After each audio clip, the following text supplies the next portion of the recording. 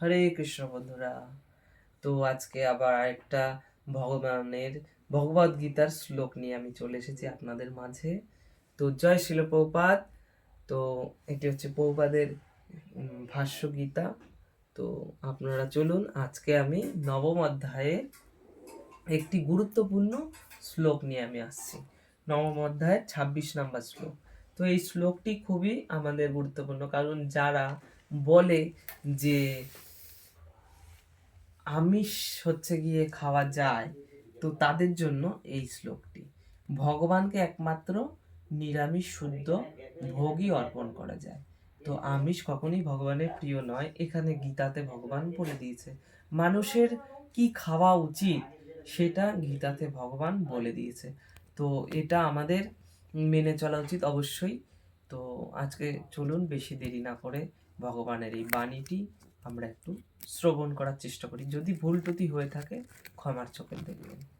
আমি খুব ভালো পাঠক নই, আর আমি খুব ভালো বলতে পারি না, তো আমি তাও চেষ্টা করছি তো ভগবানের প্রচারের জন্য। হরে কৃষ্ণ।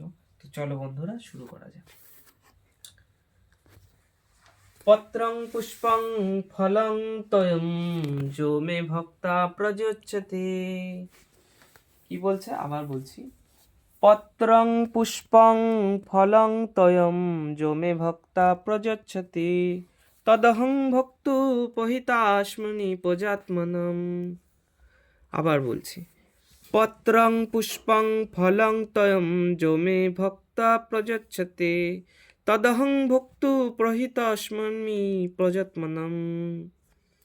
এখানে অনুবাদে কি বলছে, যে বিশুদ্ধ চিত্ত নিষ্কাম ভক্ত ভক্তি সহকারে আমাকে পত্র পুষ্প ফল ও জল অর্পণ করেন, আমি তার সেই ভক্তিপ্লুত উপহার প্রীতি সহকারে গ্রহণ করি। আবার বলছি, অনুবাদে কি বলছে, যে বিশুদ্ধ চিত্ত নিষ্কাম ভক্ত ভক্তি সহকারে আমাকে পত্র পুষ্প ফল ও জল অর্পণ করেন, আমি তার সেই ভক্তিপ্লুত উপহার প্রীতি সহকারে গ্রহণ করি।